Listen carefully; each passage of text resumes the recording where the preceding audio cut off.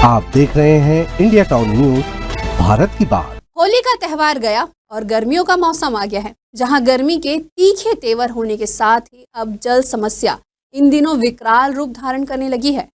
अगर इसी तरह गर्मी बढ़ती ही रही तो आम जनजीवन को कई तरह की समस्याओं का सामना करना पड़ सकता है, जहां गर्मी के कारण जल स्तर घटता ही जा रहा है। और सबसे बड़ी बात तो यह है कि अभी मार्च का ही महीना है, भीषण गर्मी का प्रकोप तो बाकी है और अभी से ही पानी को लेकर ऐसी समस्या देखी जा रही है। कुछ ऐसा ही हाल छत्तीसगढ़ के धर्मनगरी में भी देखने को मिल रही है, जहां क्षेत्र के लोग वाटर लेवल गिरने के कारण पेयजल संकट की समस्या से जूझ रहे हैं। चलिए आपको भी दिखाते हैं ग्राउंड जीरो से इंडिया टाउन न्यूज के संवाददाता सोन कुमार सिन्हा की ये खास रिपोर्ट। और मैं हूं आपके साथ रंजना राज।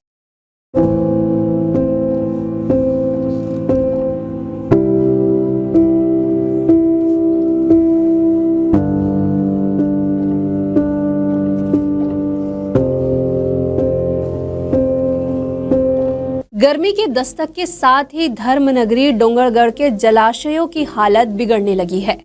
इन जलाशयों से पानी तेजी से गायब होने लगे हैं। हाल यह है कि इनमें हर दिन पानी कम हो रहा है और सिर्फ 19% पानी शेष रह गया है। दरअसल डोंगरगढ़ विकास खंड के ग्राम मुसरा इलाके में लंबे समय से लोग पानी की समस्या से जूझ रहे हैं। आलम यह है कि लोगों को अपनी पानी की टंकी पैसे देकर टैंकरों के माध्यम से भरवानी पड़ती है। इतना ही नहीं, पीने का पानी भी खरीद कर पीना पड़ता है। इलाके में भूजल स्तर 500 फीट तक नीचे गिर चुका है। इलाके के लोगों का कहना है कि पानी की समस्या के कारण यहाँ रहना भी बेहद मुश्किल हो रहा है। वहीं युवा व्यापारी शंकर साहू ने कहा कि गर्मी के दिनों में मकान बनाने का कार्य जोरों शोरों से चलता है। क्षेत्र के ग्रामीण कृषि और मजदूर वर्ग के लोग कृषि कार्य से छुटकारा पाकर मकान बनाने का कार्य करते हैं, जिसमें प्रधानमंत्री आवास में भी सैकड़ों की संख्या में ग्रामीणों को आवास की स्वीकृति प्राप्त हुई है। परंतु पानी की समस्या के चलते मकान बनाने का कार्य भी बंद हो चुका है। ज़्यादा परेशानी है हमारे यहाँ ग्राम पंचायत मुसरा कला में भी है और सरकार द्वारा बुनियादी भी करवाया गया था कि किसान धान गर्मी फसल न ले। उसके बावजूद आसपास के पूरे किसान ने धान गर्मी फसल लगाया और जिसके कारण भूजल स्रोत पूरी तरह सूख गया है। आज 1-1.5 महीने से हमारे यहाँ का बोर बंद है, जो 15 साल से कभी बंद नहीं था, वो बोर बंद हो गया है। गांव में लगभग 80% बोर बंद हो चुका है। अभी तो ऐसी स्थिति है कि पंचायत द्वारा जो टैंकर से पानी सप्लाई होता है उसी से घर का व्यवस्था चल पा रहा है। आपको बता दें कि मुसरा में जल स्रोत सूखने से जानवरों को भी दिक्कतें हो रही है। इन नदी नालों पर आश्रित ग्रामीणों और ग्रामीणों के परिवारों को भी निस्तारी कार्यों में भी दिक्कतें आती है। हर वर्ष गर्मी आने के पूर्व ऐसी भयावह स्थिति सामने दिखाई देती है। हर वर्ष जल का स्तर नीचे गिरते जा रहा है, जबकि और भी ग्रामीण क्षेत्रों में भी लगभग यही स्थिति है। आम जनता घटते जल स्तर के लिए गर्मी में लगने वाले रबी की फसल को वजह मान रहे हैं।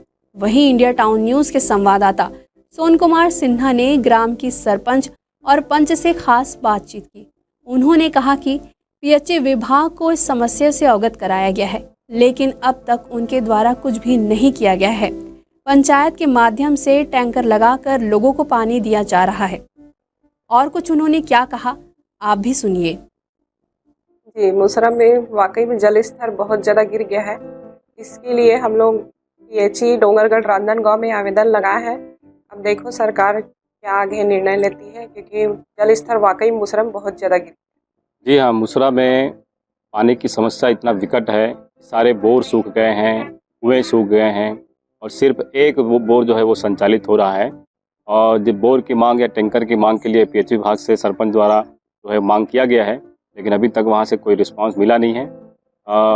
फिर भी पंचायत जो है वो वार्डों में टैंकर के माध्यम से लोगों को पानी पिलाने का काम कर रही है। हमारे गांव में पानी के बहुत दिक्कत, बुरी तरह से हालत गंभीर है और देखे जाए तो वाटर लेवल बहुत ज़्यादा कम हो चुके हैं। तो सरकार से हमारी एक ही मांग है कि पानी के समस्या ला दूर करते हुए और गांव ला थोड़ा से पानी के राहत के लिए शासन ला इनमें ध्यान देना चाहिए।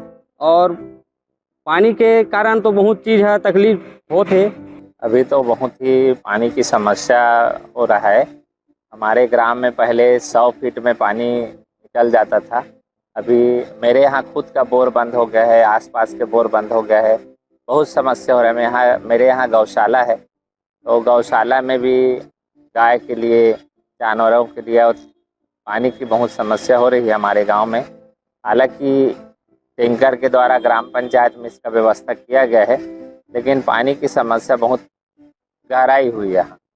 मार्च के अंतिम दिनों में क्षेत्र के नदी, नाले, तालाब, झरने और अन्य पानी के स्रोत सूखने लगे हैं।